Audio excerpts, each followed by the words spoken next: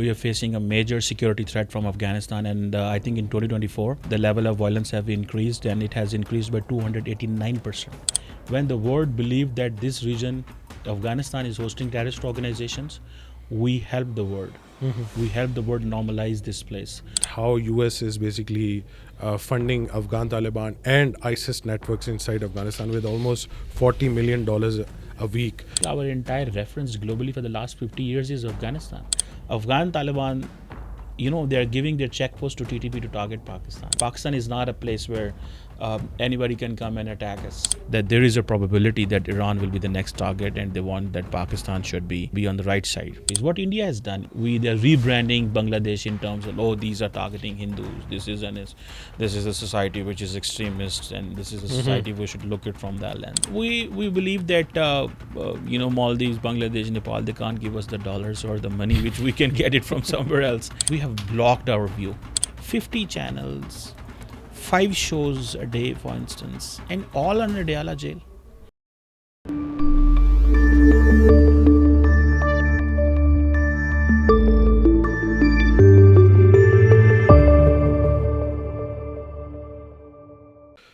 Greetings everyone and welcome back to the TFT Perspective. Viewers, last year has been troubling when it comes to global politics and international relations. With wars looming in Eastern Europe, especially between Russia and Ukraine, the situation inside Middle East regarding Israel and Palestine, and the ongoing conflict that we are witnessing between political parties in Europe, especially far-right parties and liberal parties inside America, and how these are going to impact the overall policy construction of Pakistan at large. Today, what we are witnessing is, I would say, that why we have failed inside Afghanistan, especially after the withdrawal of US forces from that region. How can Pakistan in 2025 impact in this region as well as in global politics? Can we tackle the Trump administration, especially the new MAGA slogan, as well as the changes in our neighborhood when it comes to Bangladesh, when it comes to Sri Lanka, when it comes to Nepal and our eastern neighbor? Can we have normalization in our relationship between India and Pakistan? Today, we're going to discuss all these outstanding issues with Dr. Qamar Cheema. He is currently the executive director of Sannobar Institute, has been a faculty member of Namal University as well as in Quaid-e-Azam University, has been one of the key analysts on a lot of Indian mainstream channels, English news channels, and has been very active when it comes to deciphering exactly what the hell is happening across the world. Thank you so much for joining us. We welcome you to the show, sir. Sir, it's been a pleasure to have you on this show. So firstly, when it comes to our regional area, so in Afghanistan, what the general analysis is that even after the US withdrawal, it seems to be that we haven't formed I would say, concise policy in order to engage with the Taliban. There seems to be miscommunication coming from both ends. That's what a lot of people are witnessing. With the recent airstrikes that took place inside Afghanistan by Pakistan, and then the constant attacks from TTP. In fact, we have almost lost 1,300 troops in this year alone, in 2024. So where do you see we went wrong when it comes to Afghanistan, and how can we fix this mess? Thank you very much for having me on the show. I think this is a very important question because for quite a long time, about 3 years and most, we are facing a major security threat from Afghanistan. And I think in 2024, the level of violence have increased, and it has increased by 289% or 279%. So that's not something which we were expecting. So when the Taliban came in power, we believed that they are going to listen to Pakistan, or they are going to be friends with Pakistan. I think we completely misunderstood Afghan Taliban, and I don't know why our policymakers fail to understand, because either we stopped reading them, either we stopped engaging them, or we stopped understanding that Afghan Taliban have more influence from UAE or Qatar than Pakistan, or Pakistan's internal economic and political instability, they believe, is not something where the Afghan Taliban can understand that we need to engage with Pakistan. So there's so many factors. And I think we also missed that we don't have any regional initiative to engage with the Afghan Taliban. Initially, when Taliban came in power, we realized that they will work with us. And if you remember, former DGISI went to Afghanistan. He said that everything will be okay. Yeah, with a famous cup of tea. With a famous cup of tea, but then everything got deteriorated. We also missed a regional approach that was started by India, for instance. If you remember, India started a NSA level conversations talks where Indian, Central Asian countries, Russians, Iranians, Chinese were part of that. And at that time, Moeed Yusuf was the NSA, and he said that Indians are spoilers in Afghanistan. We are not going to work with them. But what we realized that now Indians are comfortable because Indians are supporting Afghan Taliban. As just yesterday, the MEA spokesperson, Mr. Jaiswal, said that we are concerned about Pakistan's airstrike in Afghanistan because civilians have been killed. Although this is all, the strikes were about only TTP and the terrorist organizations. So I think what we should have done is that first we need to engage more our parliament in having a policy in Afghanistan. Second, this communication should have been better had we started a regional, had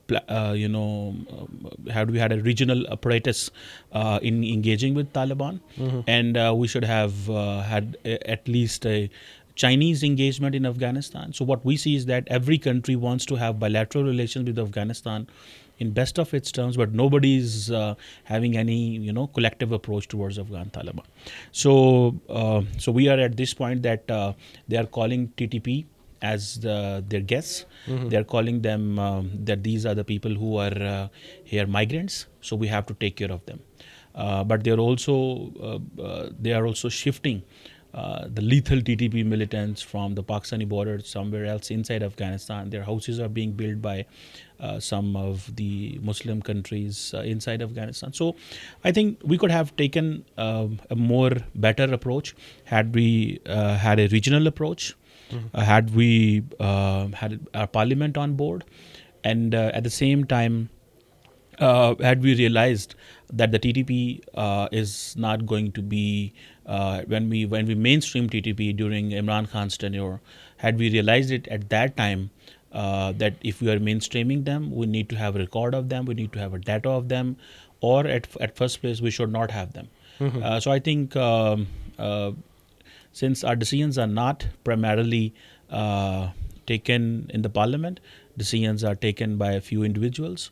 So at times that becomes a challenge. So I think we need to go back on the drawing board and we need to have a national approach on this challenge.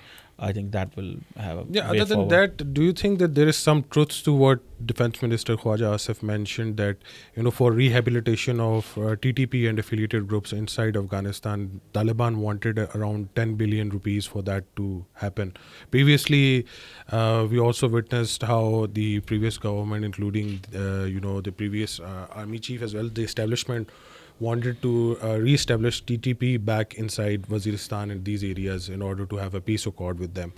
So where do you think we missed the line completely when it comes to either a continuation of policy or that now since things have changed, we want something else from Afghan Taliban, and they said that you are not working according to the accords sent in the previous government. So is it just about a piece of paper? Is it something more to that?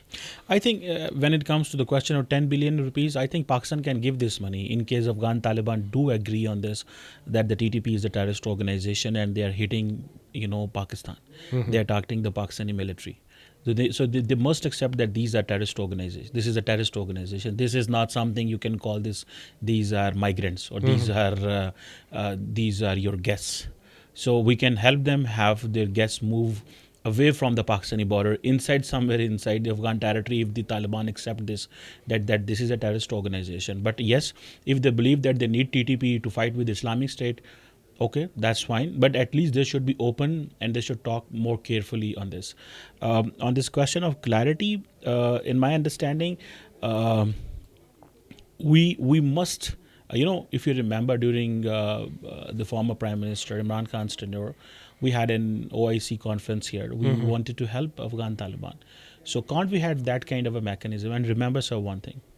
When the world believed that this region, Afghanistan, is hosting terrorist organizations, we helped the world. We helped the world normalize this place. We gave lives. We disturbed our daily lives. Billions of dollars of economic damages because of in the war against terrorism. And now when Pakistan is saying that terrorists are hiding there, nobody is listening to us. So I think we need to have a diplomatic offensive on this. We need to have a regional approach on this, and we need to have a more collective domestic decision-making process in this, and we must not waste the time for this. And other than that, in one of the interviews, I would say on Sean Ryan's show, one of the former CIA operators, sarahadams, actually, explained that how US is basically funding Afghan Taliban and ISIS networks inside Afghanistan with almost $40 million a week. We saw what happened on the background of the Quad conference, in which the Russians even set up that Afghan Taliban have to, either disrupt these terror networks or completely get rid of them inside Afghanistan. The Chinese were also concerned with that. So do you think that in coming years, if the Afghan Taliban is not going to come up with a solution of terrorist organizations inside Afghanistan, it might turn out to become the new Syria, which was seen, I would say, during the Bashar al-Assad's regime? Well, I think you must understand that Afghan Taliban do not want the TTP to surrender, because they have been friends in arms. They have been fighting together against the Americans and the rest of the world. That is one thing. Secondly, they do believe the Islamic State is still there. Third, they do believe that we need to keep a pressure on Pakistan with this approach. Fourth, they are not. They are getting a lot of support from Middle East, from the other powers. So I think just today I was reading, a U.S. congressman wrote a letter to President-elect Donald Trump that some private sector companies are sending $10 million, and what are you doing to stop this money which is going to an enemy? So what you are saying, Syria, I think the Afghan Taliban are shrewd. They do believe that we need to keep all militants together with them so that they don't patch up or they don't catch up with Islamic State. So they will want to keep Islamic State isolated, and they want to keep everyone together which support their brand of Islam, with their brand of politics, their brand of societal system. So they believe that we need to keep Afghanistan secure and clear. And for this matter, in the Doha Accord, I think the Afghan Taliban did agree that land and territory will not be used against other countries. I think that is where Pakistan needs to talk with the international community. But Americans do believe that we cannot push Afghan Taliban because we promised with them so much in Doha. And those promises were that we will not intervene, we will not interfere what you are doing. So the Americans, if they can't listen Pakistan, in my understanding, because if they listen Pakistan, the Afghan Taliban can turn up against their interest in the region. So I think obviously Afghan Taliban's primary approach is to keep their assets closer. Their approach is to not to annoy the Americans. Their approach is to keep fighting the Islamic State. But in my understanding, I think they're losing their best friend, which is Pakistan, which has been helping them for decades. It's not just about Afghan Taliban, it's about the entire state of Afghanistan. Frankly speaking, our entire reference globally for the last 50 years is Afghanistan. So we shouldn't have this kind of a reference. Pakistan is an independent country, 240 million people, nuclear-armed country. We shouldn't have this reference, but we had this reference. But today, Afghan Taliban do believe that it's better to get support from the rest of the world, and it's better to keep to be at the loggerhead with Pakistan. So I think Pakistan need to adopt an approach, regional, domestic, and international. And I haven't seen my foreign minister speaking on this very vocally. I haven't seen my administration, raising these concerns. So only when our soldiers are targeted, they are martyred, I see that the media is talking on that. Other than everything is silent. So we need to have, and we need to engage all these ethnic groups inside in Khyber Pakhtunkhwa and in Balochistan, and we need to talk to them as well. All kind of groups, either they are Islam. We have remember, we have had an religious diplomacy. If you remember, maulanafazlurrehman, Mr. Taqi Usmani, everybody went to Afghanistan. Yes. They're not listening to everyone. Our DGISI went there. Our foreign minister went there. Our special representative also went there. So obviously, so everybody went there to talk to them, but they didn't listen to anyone. So I think we have to find some new means for this. And now, since they just gave a press release yesterday that they are going to target the PMLN. They are going to target the military businesses. So thanks to PTI, which is politicizing the military businesses, although hundreds and thousands of people are getting jobs in those businesses, and those businesses are paying billions of rupees taxes to the national exchequer, but still the PTI politicized those businesses, and now the TTP believes that we should find what are the internal fissures in Pakistan, and we should we should take advantage of that. So I think we need to take battle out of Pakistan, and for that matter we need to work. The battle is inside Pakistan. Afghan Taliban, they are giving their checkpost to TTP to target Pakistan. They are giving every kind of a support to TTP to target Pakistan. So in my understanding, until and unless there is no vivid approach, and that approach is that international community must be forced. They should be told when it was your issue, when Europe and America was not safe, we made our land insecure and unsafe. Today we are unsafe and nobody is listening to us. So history can repeat itself. History repeated back in 1990s when there was a Soviet disintegration. There were sanctions against Pakistan, and then again the Americans had to come in 2002, and they said that that was our mistake. We should have engaged with you. And now again they don't listen us. Maybe something again will happen. Remember, Afghan Taliban are still. They're acting like a non-state actor. They must understand they are now running a state. So there is a difference between being a non-state actor. Now they have an addresses. Their prime minister, their home minister, interior minister, defense minister. Everybody has an office. Everybody has an address. They are no more hiding in the mountains or caves or in all these places. So they need to act like a state, a state which respect the sovereignty of other nations and particularly neighboring countries, because it's not just Pakistan, Tajikistan, Iran, everyone else will get affected. Remember, the terrorist organizations are still there. The TTP and Al-Qaeda are still working hand in glove. So I think we need to be more vocal. We need to raise our issue, because we can't let that Pakistan is not a place where anybody can come and attack us or kill our people, kill our soldiers, or disturb our society. Or and for that matter, I think we need to engage Chinese as well to the maximum. The China must help Pakistan, because China have received the documents of the Taliban ambassador in Beijing. So I think the China can play a role. So I think a vivid approach is needed, yes. Other than that, you mentioned that on the foreign policy front, our parliament has been very quiet. They haven't, I would say, projected their case enough in the international community. And now we have another, issue coming up with the Trump administration. Trump, who is actually looking for a very extremist point of view when it comes to its immediate neighborhood as well.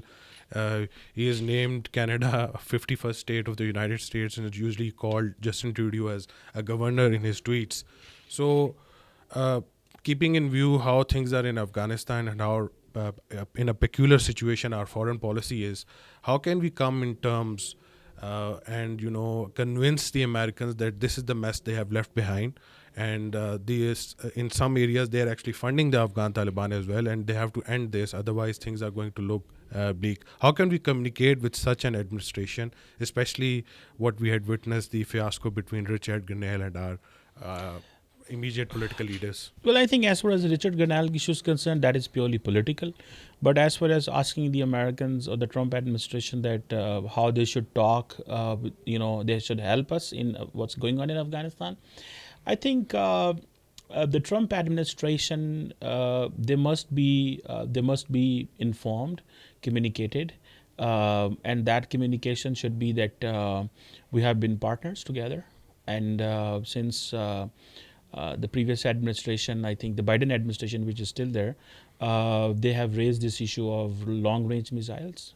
First thing you must understand that Pakistan's missile program or the nuclear program is purely India-centric and defensive. We have no designs. This is not for prestige purposes. This is not to show power. This is to secure only our own territory and protect our own sovereignty. So I think with the Trump administration, we need to have a more vocal approach. And here, I think the Foreign Office and the Prime Minister, and they need to engage openly. And there should be communication. If the White House doesn't respond to the telephone conversation or the letter of Pakistani Prime Minister, I think we should talk openly. We should give an interview to CNN. It will generate a debate inside Washington D.C. In New York. If our Prime Minister speaks to the CNN on the challenges which we are facing and what the mess has been left behind, all the weaponry which is in Afghan Taliban, I think there is a serious problem in strategic communication. That's the problem. So you need to come out of the comfort zone. You need to talk to the Trump administration. And we must not be at the receiving end. Because listen, we have helped the world to secure Europe and America. We have targeted the terrorist organizations. We have this country alone. Remember, in the last, from 2002 onward till 2020, when the Americans left Afghanistan, or 2022, that was a time when India was progressing. That was a time when they were having economic growth. That was a time when their economy was booming. And that was a time when every day there were terrorist incidents inside Pakistan. So who paid the price? So we paid the price. Today the Americans are coming and they're asking that we are going to have initiative on critical and emerging technology with India. Yeah, Jack Sullivan just Jack recently Sullivan said was in it. So they are giving everything India. Okay, do give. We are not in, we're not asking for that. But the question is that we fought for the world. We helped the world. Our people gave lives. So we are not for hire and for rent. So this is a nation, and this is a nation of 6,000, 100,000 standing army with the nuclear weapons, 240 million people. This is a big market. The Goldman Sachs says that we are going to be the 12th largest economy by 2075. Good buying capacity here, sizable middle class. So they need to treat us fairly. We want to be treated nicely. We want that if we help the international community, we secured Washington, New York, Paris, London, Madrid, Berlin. We helped all these nations. When NATO was here, we were helping them. So the question is, they should help us and they should listen us. And for that, we need to speak. Let's not talk only in a room which is closed. We are talking in a room which is closed and nobody in the world understands. So the cries of our martyrs, they're very much important. So for this matter, I think the Trump administration must be communicated very carefully. And on this Richard-Grenell issue, in my understanding, this is all PR stunt. The Pakistan Tehreek-e-Insaf, they have hired PR companies in America, and they are speaking for their government. And now I think the Trump administration has asked the people not to tweet on these political issues now, because now it will be interesting for me if all these people, Richard Grenell and his likes, if they speak about Pakistan after 20th January. So whatever they will speak after 20th January, that will be considered policy. So they will not speak. So right now it's just gimmickry. This is gimmickry. This is all the PR stunts. They are, in my understanding, the Richard Grenell Twitter handle is not all the time with him. There is someone else who is tweeting. He doesn't know the culture, the media, the journalists, or the people here. He doesn't know the system here. So how can he communicate about the journalist or talk about journalists? So I think so we will look what Richard. I think so far he's silent. He's not tweeting on Pakistan. So he has been communicated. Cancel your contract with the PTI. So in my observation, we need to be more vocal. If Jay Shankar can be in Washington and talk in advance with the Trump administration, remember, we can also talk with them. All what we have to do is that we have to come out our comfort zone. Yeah, we haven't been doing that. So, sir, can we actually communicate in a tone which I would say with Trump's administration? Because right now what we are witnessing regarding his own cabinet picks is that Elon Musk is trying to interfere in elections in Germany, in France, now the issue when it comes to grooming gangs in UK. And by and large, he has a very, I would say, pro-far right look for Europe and America. So if we have such people in office inside the US administration, can we actually seriously talk to them, or is it more to that story? Well, remember the way, for example, the Donald Trump administration is going to engage with the world. For example, he's close with Viktor Orban of Hungary. He's close with the Argentinian president. He's close with the El Salvador's president. He's close with the other countries which are not primarily more liberal democratic. So I think this is a change which is coming in US, and I think many nations will have to brace up with all that.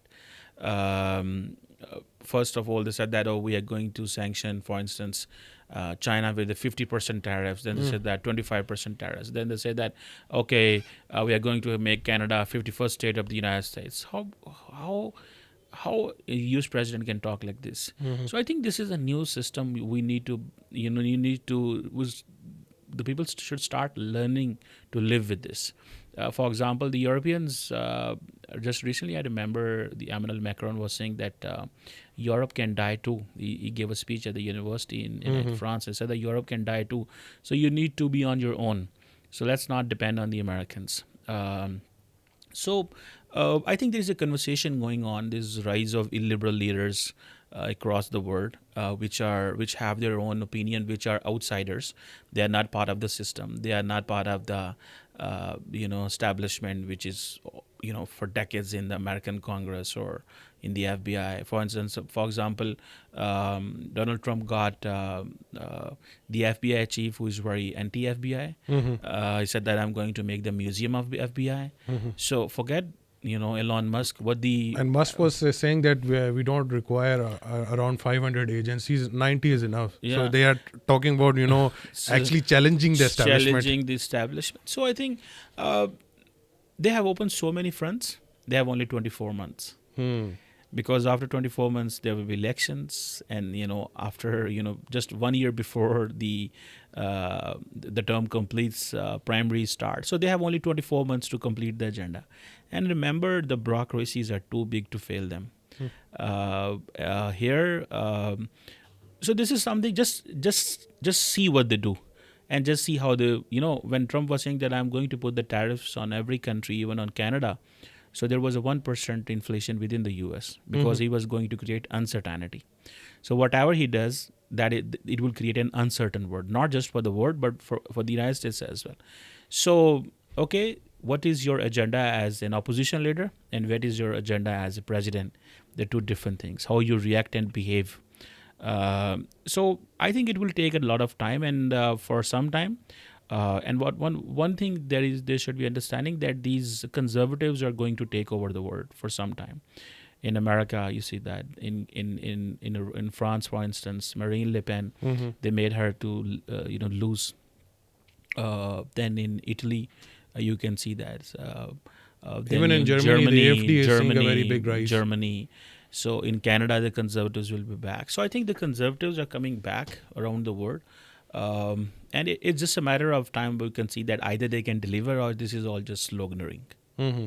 So other than that, if we come to the Middle East, in the MENA region, do you think that the Abraham Accords still would continue, or there's going to be a shift in policy? We know that Trump has a very pro-Israeli agenda as well as when it comes to tackling Iran, he has a different policy.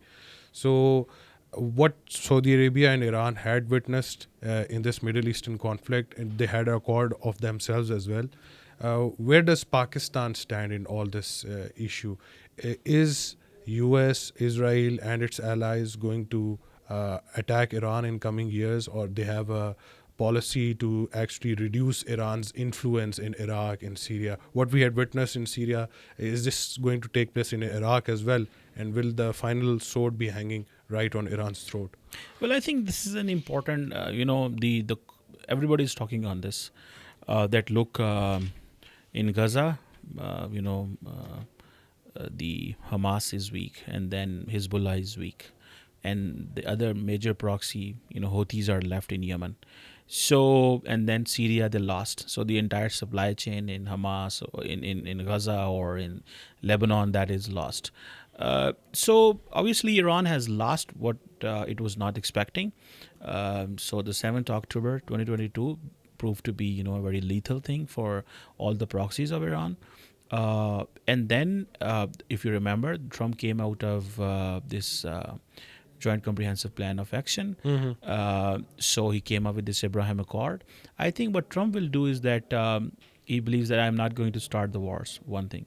The second thing which I believe is that Trump does understand that he will convince the other Arab countries to talk with Israel.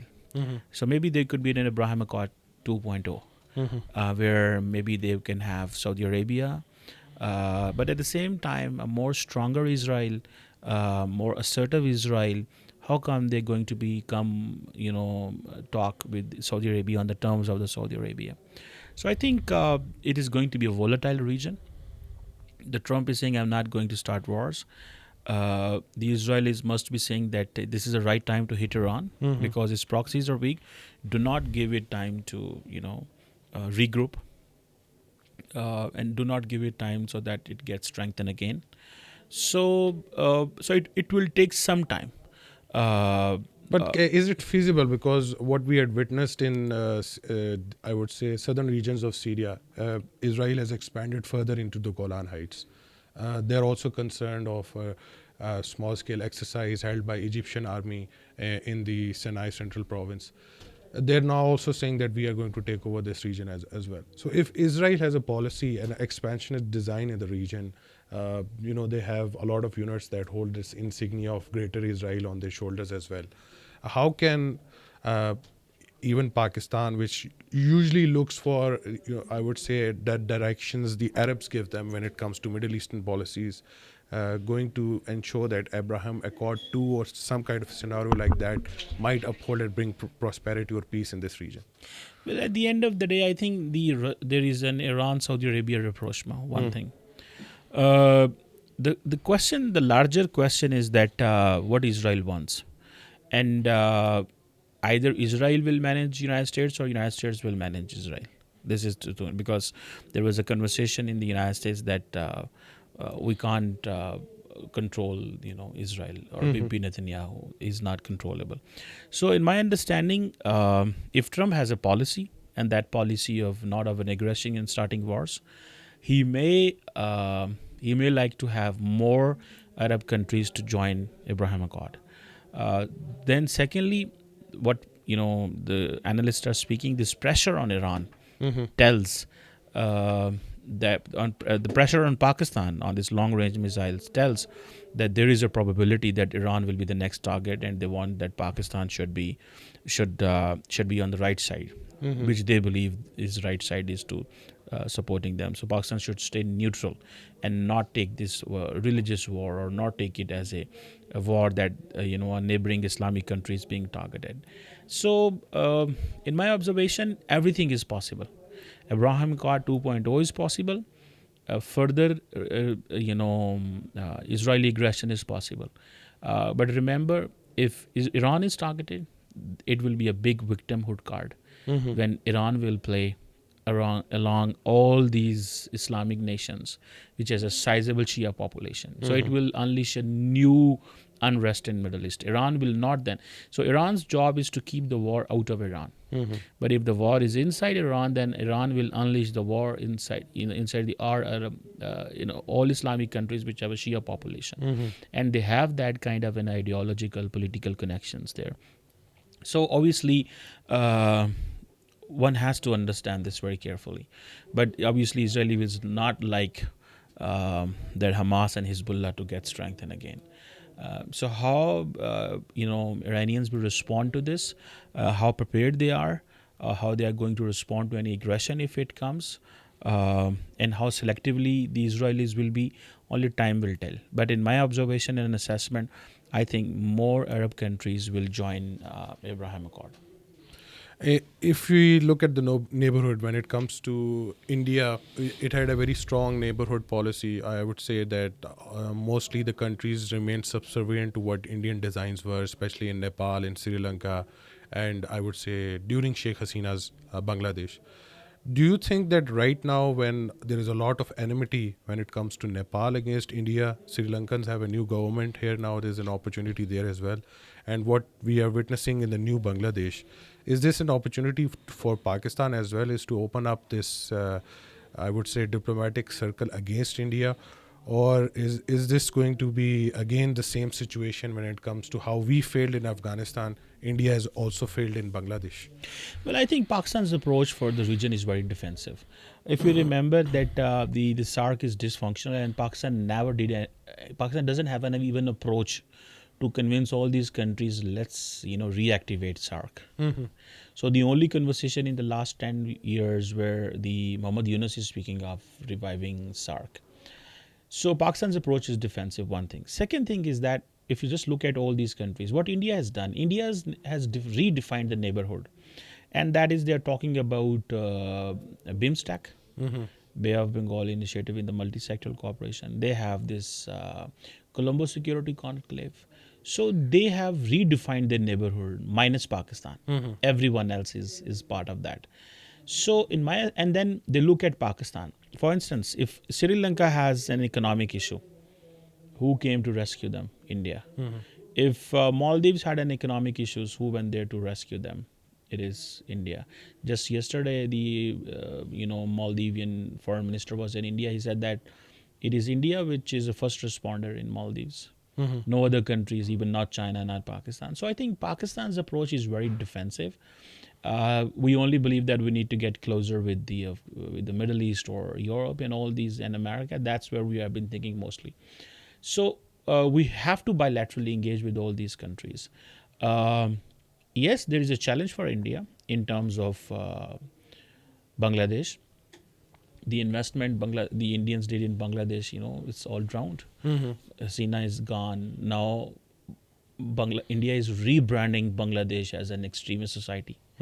Few months back, they were convincing the Americans, do not, support Hasina Wajid and bring him back, and she will be against China. She will help us this way, that way. But today, what they're saying is that they're rebranding Bangladesh in terms of, these are targeting Hindus. This is a society which is extremist, and this is a society we should look at from that lens. They managed to speak. So the Trump was speaking about in his campaign that the human rights concerns in Bangladesh. So, and then I think the Indians have developed this policy of economic interdependence, which the Chinese have, where every nation in the region is dependent on India. For example, this Bangladesh is dependent in terms of constant oil supply. Nepal is dependent in terms of constant oil supply, and a lot of other things. Maldives, Sri Lanka, Bhutan. So we have to start a new process even. To even engage bilaterally in my assessment. Just look at where did Jaishankar did a first trip after he became a foreign minister again? Sri Lanka. So when did we last time go to Sri Lanka? When Imran Khan was a prime minister. When last time we went to Maldives, Bangladesh, Nepal? Now we're just going to Bangladesh now. I think. No, this is not a policy. This is, that's not how you do. So they are continuously engaging because they have a threat in front of them, that is China. Obviously, that is understandable. But for Pakistan, we have given a free hand to India to operate because we are concerned domestically. One thing. Secondly, we are more worried here because we have political turmoil and a volatile western border as well. Yes, and then we believe that Maldives, Bangladesh, Nepal, they can't give us the dollars or the money which we can get it from somewhere else. So let's not waste all this fuel. Let's go to the places from where we can get some good money. So I think this is a wrong approach. Engaging in the region is necessary. Today is an opportunity. But we don't have that opportunity. We can't, use that opportunity. Why today the Pakistani foreign minister will go to Sri Lanka or Maldives, for instance? President Mozu, when he became the president of the, Maldives, he came on this tide of India Out campaign. Yes. Okay. So the question remains that in this India Out campaign, what is Pakistan's position? Nothing. Zero. We didn't do anything there. But where did Moizu went first? He went to Turkey. Yes. He didn't go to India. Then he went to China. Then he started a campaign of removing Indian soldiers because they were just recently Washington Post report that India wanted that the two former presidents Ibrahim Saleh and Nasheed, they should cooperate against Moizu. But when they failed, they thought that we should go for an impeachment. They wanted to have $6 million, but they didn't follow that plan to impeach Moizu because it was difficult. So India, the soldiers were sent out, and many of the projects which the Indians were having, I think the cartography project and the others, they were all cancelled. What is our approach? Nothing. We didn't even know what was happening there. Nobody knows here what's happening in. I can tell you, nobody even knows what's happening in Maldives, Nepal, Bhutan, Sri Lanka. They know what's going on in Abu Dhabi or Saudi Arabia or in Berlin or Paris or Washington or not even we don't know what's going on in Tokyo, or we know few things in China. So I think we have blocked our view. Obviously, this is because of the political turmoil, economic emergency, we have had here. So we need to wake up, smell the coffee, and we need to engage with the world again, and first with the region. So I think, and for them, neighborhood matters. But remember, they have their neighborhood the way they want, minus Pakistan. So that is the formula. Yes. Other than that, of what we had witnessed, how I would say the Adani issue came up within the US. Yeah. Kenya has severed ties because of that. Even Sri Lankans are suggesting that they need to have a re-establishment of economic ties with India on basis of their own terms, not on whatever India comes up with. So if the economic issue regarding India is that a lot of countries are not trusting them anymore, there is ample opportunity. Likewise, you said that we have to smell the coffee. How can we exactly do that when we are so much in debt? There are issues that are surrounding that. We have an ongoing IMF issue as well. But I was looking at what Dr. Yunus actually mentioned during I would say, when he met Shehbaz Sharif in Egypt, that we can have an economic cooperation of investment amongst each other, especially in the business like textile field and other than that areas as well. But the problem when it comes to Pakistan we had witnessed is that this is something which is, I would say, barely even considered that we can actually, help build up something in another country. Other than that, we have private businesses that actually do that, but on a government level, there is no such engagement like that. Do you think there should be something like that inside Bangladesh? What? Well, in my assessment, it's not always the government which can do everything. It's the private sector. And I think we should stop pampering our businessmen that the government will come to rescue them every time. All what is required is that the private sector, we need to open up to them. So in my assessment, the government always give, initiative. They give an approach. They give guideline. They keep telling.